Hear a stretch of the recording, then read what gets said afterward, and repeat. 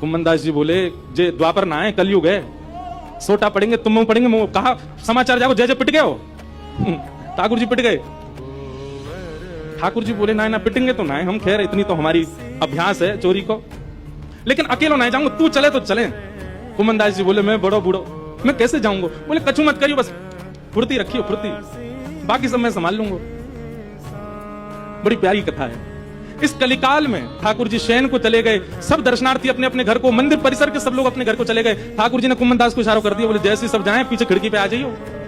सब चले गए। जैसे कपाट बंद हुए कुम्मनदास जी पीछे खिड़की पे खड़े हैं, प्रतीक्षा कर रहे हैं। इतने में कहा देखो खिड़की में से साक्षात श्रीनाथ जी सचल है करके निकल करके बाहर आ रहे हैं, और आए करके कुम्मनदास जी के कंधा पे अपने दोनों पांव लटकाए लिए बैठ गए। वैसे मूड पकड़ लियो सिर, बोले चल कुम्भना।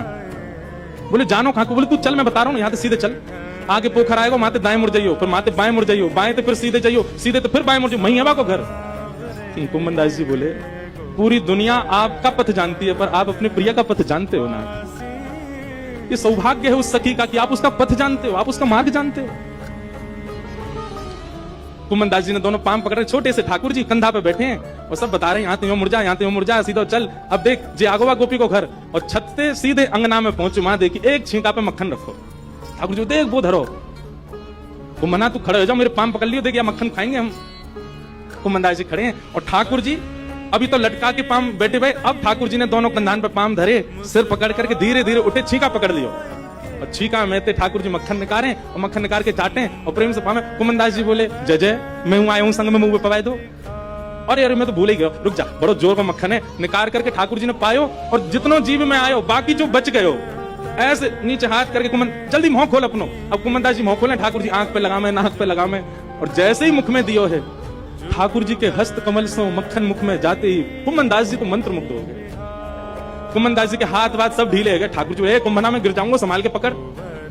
हाँ जय जय पकड़ू। जैसे ही पकड़ करके ऊपर ने देखना चाह रहे कैसे चोरी कर रहे हैं ठाकुर जी, जैसे ही ऊपर दृष्टि करी ठाकुर जी की धोती ढीली है कि नीचे सरक रही। कुम्मनदास जी बोले जय जय जय जय जय जय हो है जाएगी, जल्दी आगू पकड़ो। सोई ठाकुर जी ने 4 भुजा धारण करी, 2 भुजा से तो अपनी धोती पकड़ी और 2 भुजा से छींको पकड़ के खड़े हैं। कुम्मनदास जी बोले जय हो चतुर्भुज भगवान।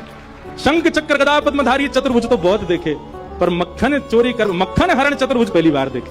बोलो मक्खन हरण चतुर्भुजनाथ की। 2 भुजा से धोती पकड़ के बैठे हैं, 2 भुजा से छींको पकड़ रखो है। चतुर्भुज रूप में ठाकुर जी प्रकट है गए। कुम्मनदास जी वह रूप को देख करके आनंदित है गए। पहले तो कुम्मनदास जी ने मक्खन पायो तो मंत्रमुग्ध है गए,